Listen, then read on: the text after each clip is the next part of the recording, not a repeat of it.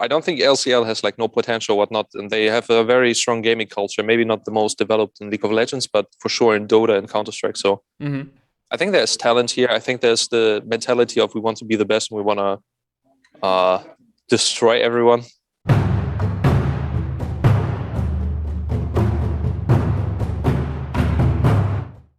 Hi everyone, this is Tom reporting from the League of Legends World Championship 2021, and with me here is Sheepy, the head coach of Unicorns of Love, who unfortunately did just fall against Beyond Gaming and are now 0-3 in their group. Sheepy, you said it before we started recording already, this is quite disappointing, so tell me, in your words, why are you playing so bad? Dude, it's a hard, tough day. It's a hard, cold life, you know. And I mean, there's probably a lot of reasons. I think in the end, it's just like the work shows that we put in. I think that we tried like the wrong things over the year to try to fix stuff. I think our MSI performance wasn't so strong, and then the changes we made from last year was not correct. Then we tried a different strategy, which involved like leaning more towards the Russian side, like communicating more in Russian and so on and so forth, which was very excluding for me, which is hard. But yeah, overall, it was the thought process that the team that way has like more synergy and is working together. And I think overall the mood in the team is quite well for how horrendous our performance was. But yeah, I think in the end it doesn't give us the results that we wanted to have. So yeah, we have to rethink that. And I think my managing staff and coaching staff now is standing behind me in that as well. And yeah, I think that's a lesson just to be learned. We still have a chance to go into group stage, so you know, not wanting to count that out as well.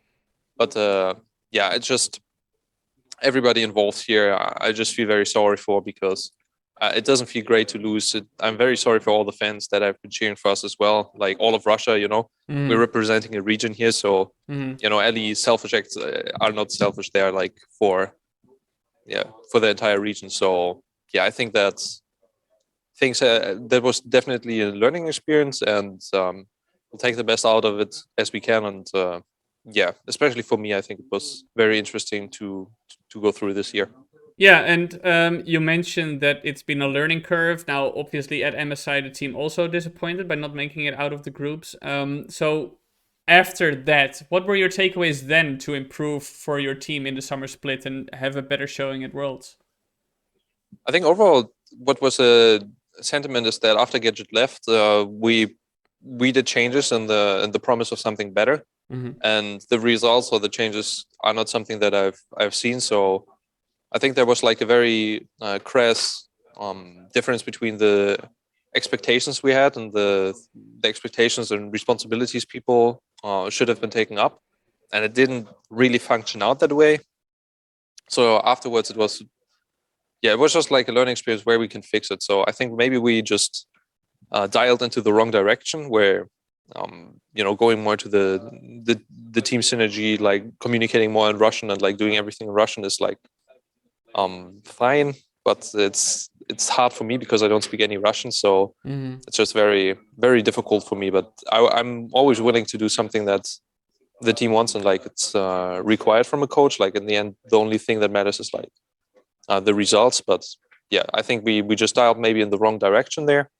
It's a learning curve as well.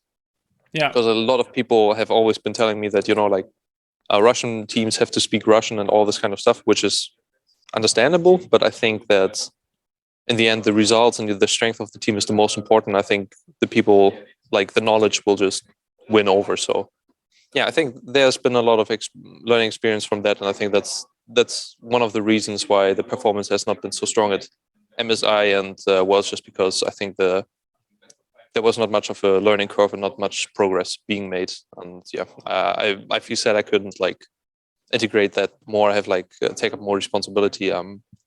But either way, I think that we still reach Worlds even after the difficult time at MSI. So you know, props where it is where to give. Like we still had like some results, but yeah, obviously all of us wanted to have a better showing here at Worlds. Yeah, I definitely understand that. Now, if I look back at last year's Worlds, your core has stayed the same. You know, you have four of the same players, and you do mention Gadget, who has left the team. Was he such a pivotal part of the lineup then, in hindsight, of what made the team work and come together and put up those performances consistently? Maybe yes, maybe no. I think it's unclear to say because you always have to compare it against like all the other options that are available. But he was one of the strongest AD carries that was speaking Russian, and his personality was very experimentative, very creative, very enjoyable for the team, for the game as well. And he was somebody who was willing to have conversations that are not very easy, but are in the interest of like having a better performance. So I think that was a very positive side of him. But obviously sometimes that leads towards difficulties in like team synergy and like communication. So I understand why there was like a change being made. Yeah. But overall, I think that then afterwards, the reasons why it didn't work out and why we wanted the change or why the change happened is it didn't really come to fruition. And yeah, you could see that the change didn't make us a stronger team and like started us preparing better and having a better learning curve and like people getting more motivated. It was quite the opposite. So I think, I think at this point it just kind of got very difficult. We kind of rouletted through different AD carries, and props to all of them. Like everybody's trying the best, even our players as well. So it's like, but sometimes I think. Like I said, like some people have to take the responsibility if they do take them for the changes and everything that has to happen. And I think, like I said, I think that the performance we had then that we actually managed to go to Wales is quite admirable. It's the place where you want to be. Just, I think now for Wales, it's just not quite enough our level. Right. Now, you're still at Worlds, and I also want to ask, like, how do you value or how do you kind of rank the LCL as a region? Then you have a good feeling of like how the other teams in the LCL play, obviously, but now you're also back in the international stage where maybe some other teams or some other regions have surprised you. So how are you feeling about other regions in the playing stage? I mean, other regions are very strong as well. I think the LCL has a lot of potential. I mean, there was Moscow 5 back in the day. There were teams that were reaching, I think, quarterfinals and so on. So it's like, it's interesting, So I don't think LCL has like no potential or whatnot. And they have a very strong gaming culture, maybe not the most developed in League of Legends, but for sure in Dota and Counter-Strike. So I think there's talent here. I think there's the mentality of we want to be the best and we want to destroy everyone for keeping it PG-13 here. Yeah. But but that's kind of the Russian mentality. So I think that can develop a lot of particular but very good talent. So I don't think the region strength has been represented by us extremely well this year.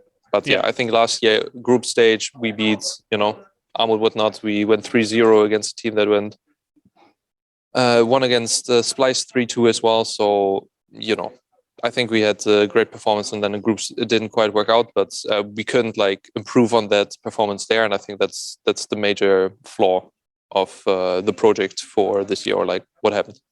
Yeah. Now moving away from Unicorns of Love performance itself and just looking at other regions, are there any teams that have surprised you positively? I think many people, in light of MSI, might be positively surprised by Galatasaray.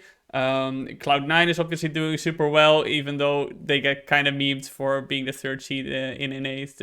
Is there any team or player maybe that stands out to you? Yeah, sure. I said it before. I think that Galatasaray is one of the strongest teams coming out of the region for some time. They seem to have good team synergy, playing aggressive without fear. We saw that especially well against Beyond Gaming, that they are willing to take risks, compete, and contest very actively. And when I watched their games as well, they stomped their region, right? They were extremely dominant. They went 3-1 in the semifinals and 3-0 in the finals.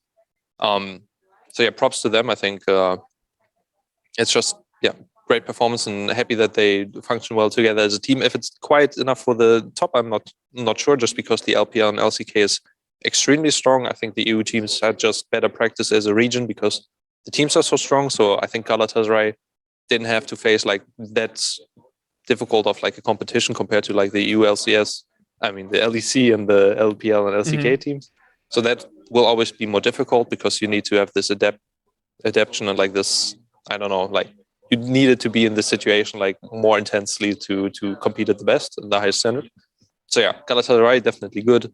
Beyond Gaming, like I said, they won 3-2 against Beyond Gaming, against PSG in the semi-final, then kicked them into losers brackets and lost the final 3-2. So they have a high ceiling as well if they perform well and get it together. I think it's a bit difficult for them to figure out exactly the meta and like find a team identity. I think maybe, in terms of that, maybe they need some help, or I don't know, like get some adaptability. But overall, they have the potential to be very strong. And yeah, Cloud9, I think, has been shown that they are improving more and more. And I think, especially Fudge is somebody who was stepping up way more. So I think now overall as a team, they're playing stronger when Perks and Sven are not carrying and Fudge is not being that active. I think the team looks not that strong. But now that they are all performing well, I think they're pushing each other. So yeah, I'm hopeful that I don't even think Cloud9 may be the worst out of the three LCS teams, NALCS teams. So yeah, let's see how they will perform going forward. All right. Well, thank you very much for joining, Sheepy. I hope for you and the LCL fans and everybody with a sense of fashion that you guys stay around a bit longer. Thank you very much for watching. If you like this content, don't forget to like and subscribe and stay tuned for more content.